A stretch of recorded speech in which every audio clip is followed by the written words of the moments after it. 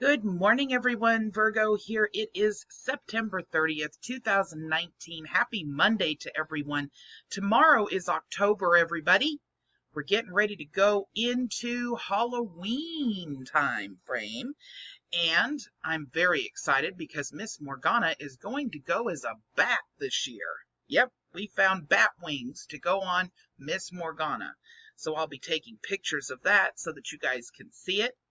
And I know she's really looking forward to going back to Starbucks for more whipped cream. All right, so I've only had one cup of coffee this morning, but one of my wonderful subscribers decided to leave a comment that was very interesting that I thought you guys should know about. His name is Anthony Hancock, and I want to thank you very much for the additional information. On your screen, you see the same commonlawcourt.com website that we actually took a look at and did some laughing about on Friday, when we took a look at all of the different pieces of paperwork that they're selling for £9 each in with this particular website. There was some additional information that I was not aware of, and our friend Anthony Hancock has brought that information to the forefront for us. You'll notice I'm over in the cases section, and this case says the people represented by Robert Sproul versus Sheriff William Ireland, Sheriff David Pender, Sheriff Thomas McCartney, and Leona McPherson and Roz McAllister. That's important because we're going to take a look at what's happened with regards to Mr. Robert Sproul because of his claim that his paperwork and his common law court decided they were going to subpoena 3 sheriffs. Here we are over on the eveningtelegraph.co.uk website, where we are finding a article on this specific piece of information, and it reads, Dundee man summoned 3 judges to trial at Community Hall over crimes against the people.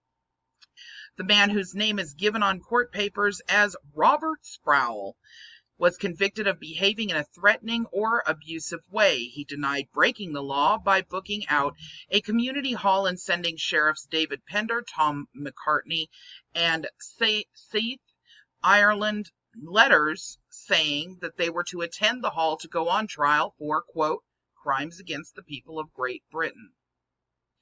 The 54-year-old, who says he does not use capital letters because it is, quote, dog Latin, and refers to himself as, quote, the living man Robert Sproul, went on trial at Paisley Sheriff Court alongside his co-accused, whose name is given on court papers as John Smith, 55. Sheriff Pender, 69, previously took to the witness stand at the court, where he has presided for 24 years to give evidence against the men who are being referred to in court simply as Robert and John. The judge said he feared for his life after he and 2 colleagues received a document which, quote, was a summons to attend a court hearing at a community hall and read, quote, you are publicly charged with crimes against the people of Great Britain and an ongoing criminal conspiracy. He added, quote, it stated there was apparently a right to restrain my liberty and detain me, whether that was lawful or not, it seems on its face was very genuine. Sheriff Ireland and Sheriff McCartney both gave evidence in the trial, which heard that Robert, who was representing himself, was referred to as the plaintiff on the documents and had booked the community hall for the date and time specified in the summons, Clyde Community Hall in Govan, Glasgow, on Sunday, July 29th of 2018. In a no case to answer submission, Robert said, quote, there is no evidence to suggest I sent any letter. Quote, whether or not I booked the hall, there is no crime. It's not a crime to book a haul or to pay for a haul. Quote, there is no DNA, no fingerprints or any physical evidence to connect me to the documents. There is no crime. Quote, there is no evidence to suggest any crime. And quote, there is no case here to answer. There is no evidence and the case should be dismissed without prejudice.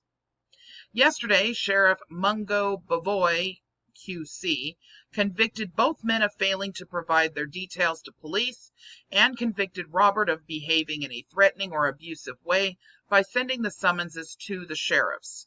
He deferred sentence on John, whose address was originally given out on court papers as Kirk Newton, but is now given as Portsmouth, until next year for him to be of good behavior, telling him he would be admonished if he stays out of trouble. But after pointing out that Robert had previously been sentenced to 8 years in jail for drug offenses, he called for backup reports ahead of sentencing and deferred the sentence to the following month.